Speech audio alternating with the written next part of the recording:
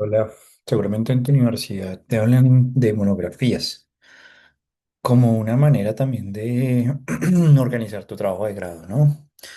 Pues vamos a mirar un poco esto más al detalle, porque cuando hablamos de tipos de productos monográficos nos vamos a encontrar con revisiones sistemáticas. Dentro de las revisiones sistemáticas tenemos la revisión exploratoria de la literatura y vamos a ver entonces las diferencias que existen entre estas dos formas de revisión de literatura. La característica principal es que ambas utilizan el adjetivo de sistemática. Eso significa que no podemos hacerlo como queramos, sino que debemos de seguirlo según un protocolo. ¿Dónde registramos este protocolo?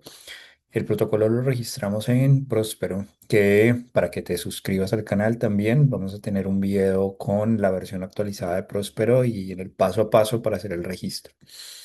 Así que cada una de ellas tiene preguntas muy diferentes, es decir, no se usan o esto como metodología, digamos que es importante tenerlo en cuenta porque muchas veces como diseño de investigación, la revisión sistemática como tal tiene una pregunta clínica, una pregunta muy puntual. Digamos que cuando hacemos una revisión sistemática vamos a tener unos videos que van a desarrollar un poco más te van a guiar pues paso a paso de cómo la vamos a realizar y que podamos tener como mayor como precisión. Por ahora, digamos que lo que me interesa que tengas en cuenta es que la revisión sistemática busca una pregunta puntual clínica normalmente. Eso significa entonces que vamos a tener o vamos a estar pensando siempre en un desenlace de salud, es decir, con la revisión sistemática vamos a poder contestar con un sí o con un no a una pregunta clínica, como por ejemplo, si hacer ejercicio aumenta la salud, incrementa el tiempo o la esperanza de vida. Si tomar café puede mejorar, digamos, el funcionamiento cognitivo. Si un tratamiento o una exposición a, digamos, a una condición de salud, como por ejemplo la calidad del aire, eh, decrementa, por ejemplo, la salud. Este tipo de preguntas son resueltas con una revisión sistemática de la literatura, donde el acrónimo como por excelencia es PICO, que vamos un poco a desarrollar.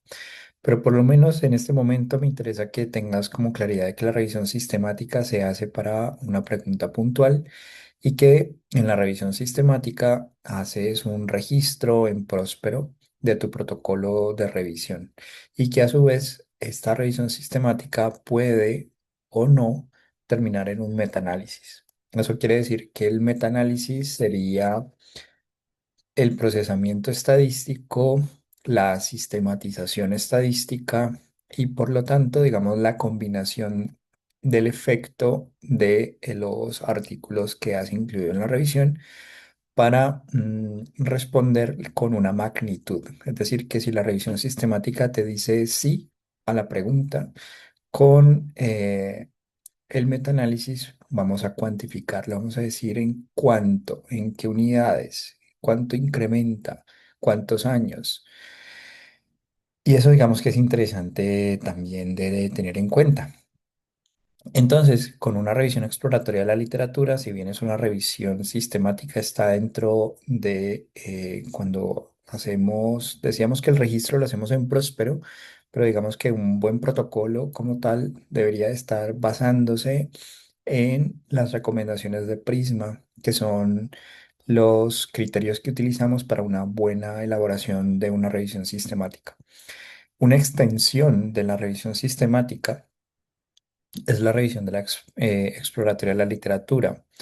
Ya aquí ya no interesa tanto una pregunta que se responde con un sí o con un no, sino que la revisión exploratoria de la literatura lo que va a buscar es una representación del conocimiento. Es decir, que normalmente cuando tú quieres conocer, por ejemplo, cuáles son los instrumentos más utilizados para evaluar algo o qué se sabe en la literatura sobre una población con una condición de salud en un contexto específico, que sería como la pregunta más o el acrónimo más popular, es el PCC, ¿no? Que sería el concepto en un contexto específico, en una población particular o en un problema en particular.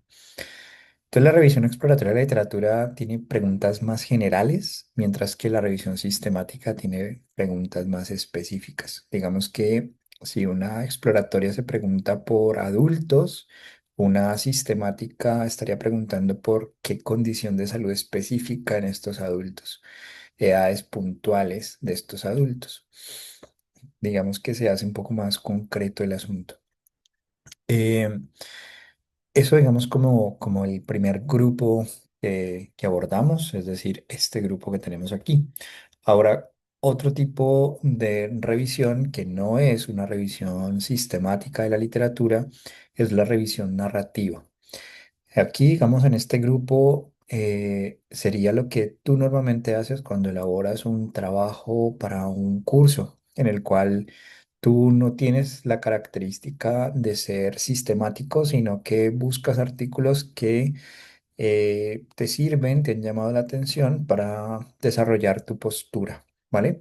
Entonces la revisión narrativa, pues principalmente es algo más libre, buscas donde quieres, como quieres y seleccionas o citas, digamos, artículos que son de interés para ti y parten, digamos, del supuesto de que tú eres de alguna manera un experto, digamos, temático y por eso cuando a veces encontramos digamos, revisiones narrativas normalmente son encargadas por parte de una revista como si fuera una especie de artículo de posición, ¿no? Como de argumento, de tipo ensayo, ¿no? Un poco más donde, digamos, se adolece de del aspecto metodológico. Digamos que no se declara cómo se hizo la revisión, dónde se buscó, no es necesario, no es una condición, mientras que la revisión sistemática y la exploratoria sí vas a encontrar en cualquier artículo, siguiendo las recomendaciones y la declaración Prisma, que sí es importante explicitar la metodología. O sea, es un punto, digamos, casi que distintivo de la revisión sistemática y la exploratoria. Mientras que en la narrativa no lo es. Entonces, digamos que la revisión narrativa se asemeja mucho a la revisión de literatura. Digamos, una review o una revisión de literatura. eh, digamos que a diferencia de la narrativa, si quisiéramos hacerle algún grado, al menos desde lo que yo puedo entender de lo que es una narrativa como editor, sería que cuando hablamos de una narrativa, prácticamente el que la escribe está declarando que lo hizo como quiso. Mientras que en la revisión, el que lo declara ya se ubica en un papel de experto en ese tema. Y la otra condición que reclama cuando dice que es una revisión es que va a garantizar cubrir unas posturas eh, digamos, digamos, representativas de lo que quiere abordar. Eso quiere decir que en la revisión narrativa de pronto yo puedo tener un sesgo y el mundo es como yo lo veo. Mientras que en la revisión yo tengo que reconocer el mundo que desconozco, que no veo, el mundo que de pronto contradice mi postura. Eso significa que una revisión sí o sí tiene que abordar los contraargumentos, digamos, la otra postura. Eso significa que si yo, por ejemplo, estoy haciendo una revisión en educación, eh, tengo que incluir bases de datos de educación.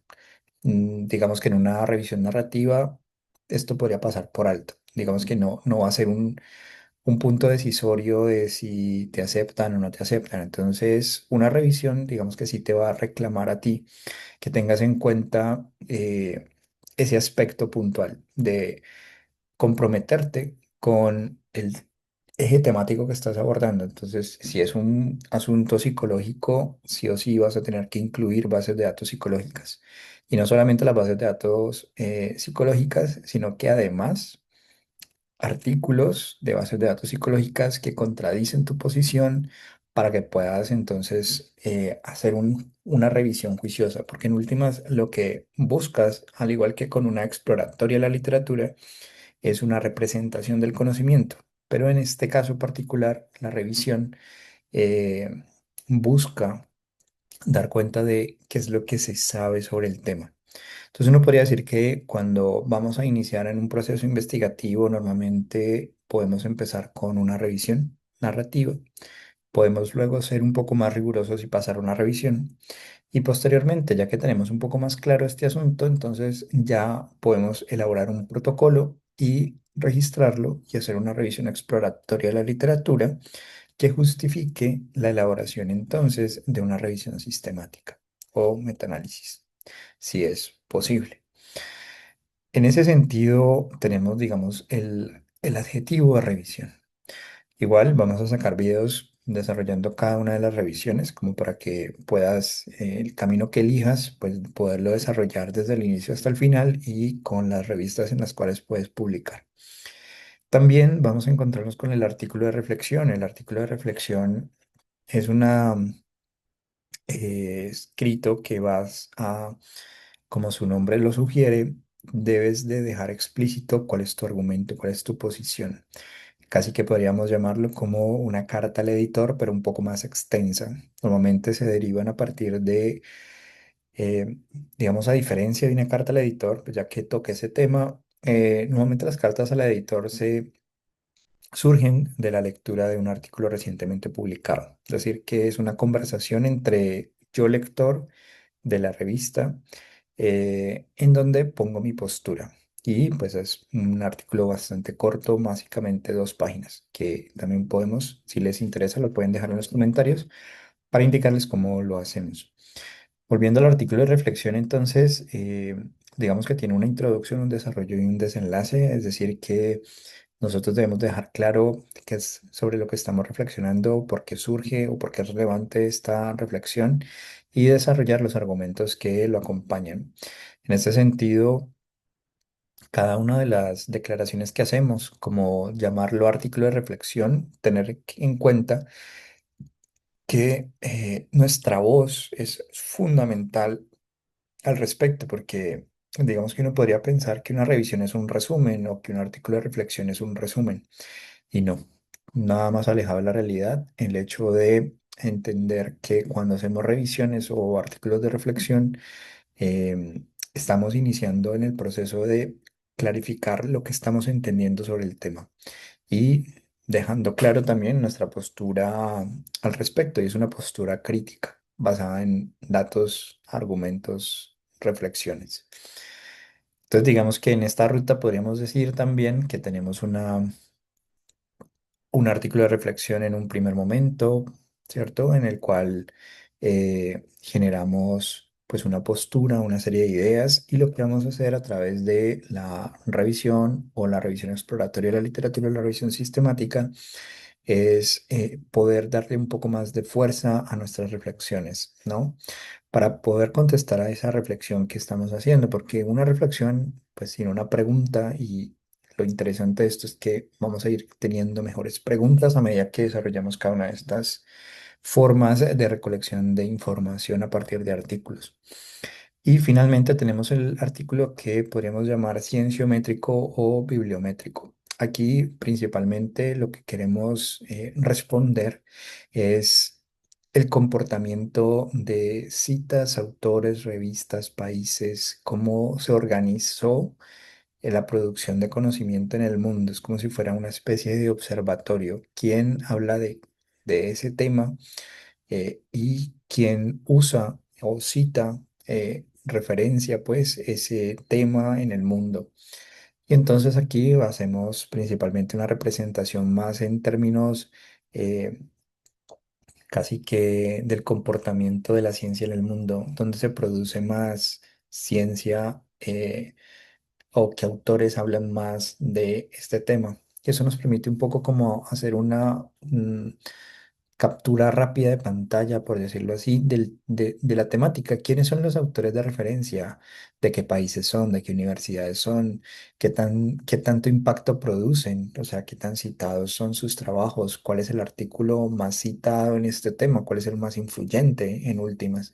Entonces, son distintas maneras y por tanto no podemos confundir una con la otra y no podríamos decir tampoco que una es mejor que la otra, simplemente es para qué quiero yo hacer esta digamos, indagación. Entonces, cada una me sirve para algo distinto. Y pasamos al tema de, bueno, cuando hablamos de las publicaciones, es decir, esto se va a traducir en publicaciones. Y pues aquí hablamos entonces de dos tipos principales de publicación, que sería cuando hablamos de libro o cuando hablamos de artículo. Dentro de los libros pueden ser libros de divulgación o libros resultado de investigación que pues están compuestos de capítulos. Dada la actualización que hace MinCiencias, por ejemplo, para el caso colombiano, para yo poder llamar que escribí un libro, todos los capítulos tienen que tener mi nombre. Así lo haya escrito con otra persona, pero esa es la condición. Si yo no he escrito todos, entonces no puedo decir que el libro lo escribí, sino que podríamos hablar entonces de capítulos del libro. En ese orden de ideas, cuando es de investigación, significa que, como su nombre sugiere, hay una metodología y parte de un proyecto de investigación que da cuenta de esa indagación. Y si no es de investigación, entonces es un producto que llamamos producto de divulgación, que estaría en la categoría de apropiación social de conocimiento, que en últimas lo que generamos en ciencia es para que la gente pueda usarlo. Entonces, cuando nosotros bajamos el conocimiento de la ciencia a la gente, a las personas, estamos divulgando el conocimiento. Entonces, los libros de divulgación muchas veces no tienen terminologías técnicas, sino más bien nos interesa que la persona pueda usar ese conocimiento y lo traducimos en algo que pueda entender. Entonces, son normalmente libros que llamamos libros de divulgación y tienen esa finalidad. Lo mismo los artículos de divulgación tienen esa finalidad. Y aquí digamos que pues los invito a ver los videos que tienen que ver con la selección de revistas, porque las revistas a las cuales les sugiero que trabajemos son revistas de investigación, sobre todo cuando entendemos pues lo que queremos hacer. O sea, no está mal que hagamos divulgación. Sin embargo, cuando estamos en la carrera de ser investigadores, muchas veces va a tener mucho más peso en nuestras hojas de vida los artículos de investigación que los de divulgación. Va a tener más peso los artículos los capítulos de investigación, capítulos de libro de investigación que los de divulgación. Entonces, en función de qué es lo que quiero, pues podemos trazar rutas. O sea, tú puedes pasar de un working paper, por ejemplo, que sería apropiación social de conocimiento en el cual puedes recibir retroalimentación. Si te gusta y quieres saber cómo hacerlo, también déjalo en los comentarios. Y pasamos entonces a decir, bueno, yo puedo pasar a hacer divulgación, participar en una ponencia, memorias de un evento, un congreso y luego la publicación. Todo ese proceso de maduración me sirve un poco para retroalimentar y mejorar la calidad de mi manuscrito para publicarlo en revistas Q1, Q2, Q3 y Q4. La invitación entonces es a que dejes pues tus preguntas en los comentarios y te suscribas para que estés atento a los nuevos videos que van a salir sobre este curso de cada una de las formas de monografía y también el curso que vamos a lanzar sobre metodología de la investigación para no investigadores. Y si no has visto la lista de reproducción de estadística para no estadísticos, pues te invito también a que puedas empezar a participar de esto.